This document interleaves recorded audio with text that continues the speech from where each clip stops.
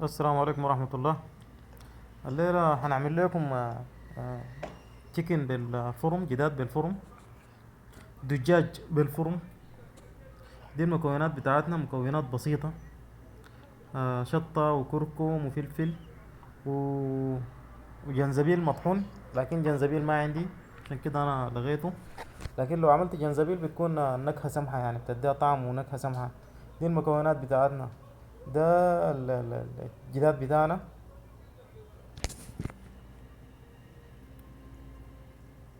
وطبعا في المكونات بتاعتنا بنستخدم الدكوة، اللي هي الفول السوداني. تطحنه بيديك نفس الشكل اللسي بتاعت الدكوة. ده دي في السوداني اسمها دكوة، لكن ممكن تجيب فول سوداني وتطحنه بيديك الشكل ده اللي هو بتاع الدكوة ده. ده بنحتاج له برضه في الخلطة بتاعتنا، بيكون دقيق. بنجيب دقيق زائد الدكوة، الفول السوداني مطحون، زائد فلفل وشطة وكركم، وتعمل فيها جنزبيل. انا بس جنزبيل عشان ما عندي، عشان كده ما استخدمته. لكن لو عملت لها جنزبيل بتديك نكهة جميلة. كب الدقيق بتاعنا في الفول السوداني المطحون، ونبدأ نخلطهم بيدنا لغاية ما نحس انها بقت تبقى ناشفة.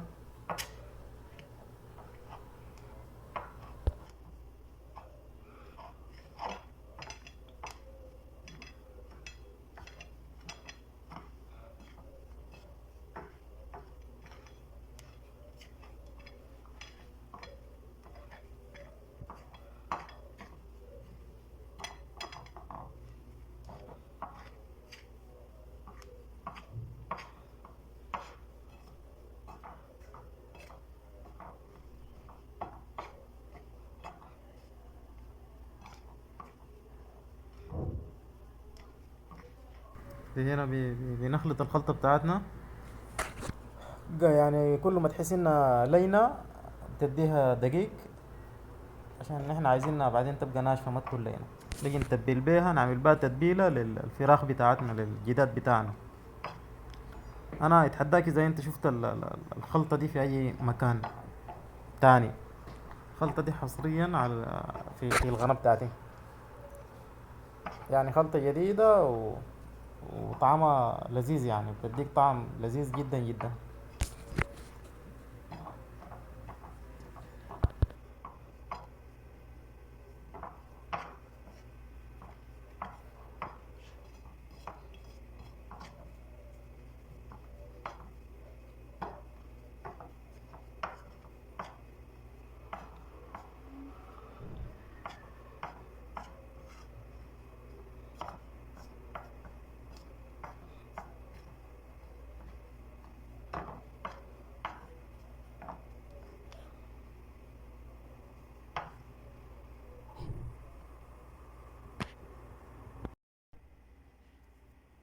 ودي هنا الخلطة بتاعتنا بعد ما خلطناه، جميع المكونات خلطناها بعد. بنجيب الجداد، الفراخ بنحط في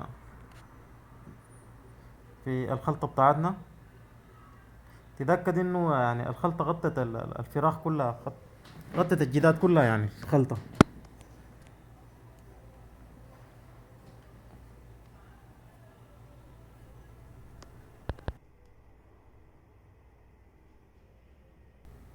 وهنبدأ على هذا المنوال.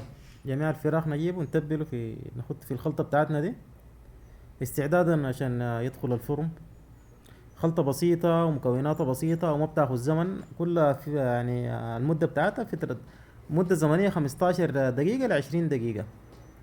بتكون جهزت خلطتك، عملتها في الفراخ بتاعك، بتدخلها الفرن يعني. بعدين يعني بيطلع لك بعدين الجداد لذيذ والله يعني.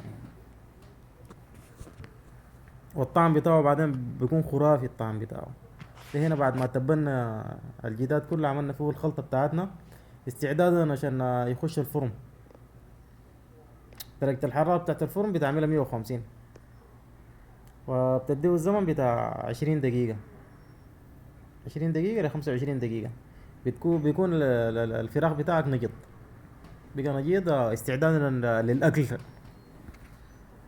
تتبيلة ظريفة وتتبيلة لذيذة وتتبيلة بسيطة ومكوناتها ما كتيرة. بيتمنى انه الناس تجربها وتدينا في الكومنتات راية، يعني تورينا ان اهل الخلطة دي يعني راية في الخلطة دي.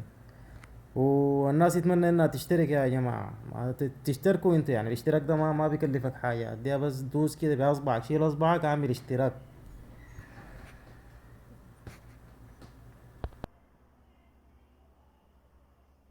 وده انا هنا عامل فيها بيتفنن في التصوير يعني، اجيب لكم لقطات من تحت لفوق وكده. دي هنا بعد ما دخلناها الفرن، نديها الفترة بتاعت 20 ل 25 دقيقة.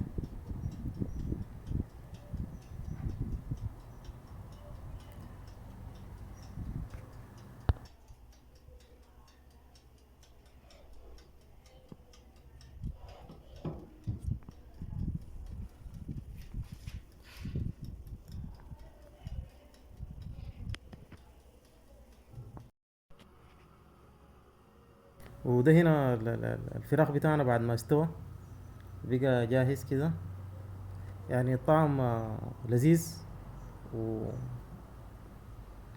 خرافي والله.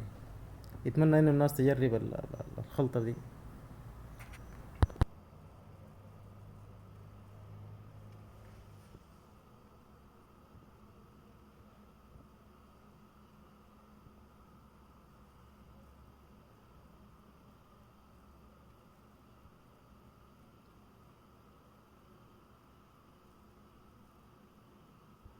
وبكده بنكون وصلنا لنهاية الفيديو بتاعنا. بتمنى انه الناس تشترك في القناة، وحاول توصلونا 1000 مشترك. وبشكر الناس اللي اشتركت في القناة ما قصرت، ودعمتنا بكومنت، ولا اشتركت في القناة بشكرهم. وحاولوا اشتركوا وادعمونا عشان نقدم ان شاء الله كل جديد. وده هنا انا بصور يعني، بحاول اتفنن في التصوير ان انا اجيبه هنا بالجنب وكده يعني حركات. وشكرا على المشاهدة، والسلام عليكم ورحمة الله تعالى وبركاته.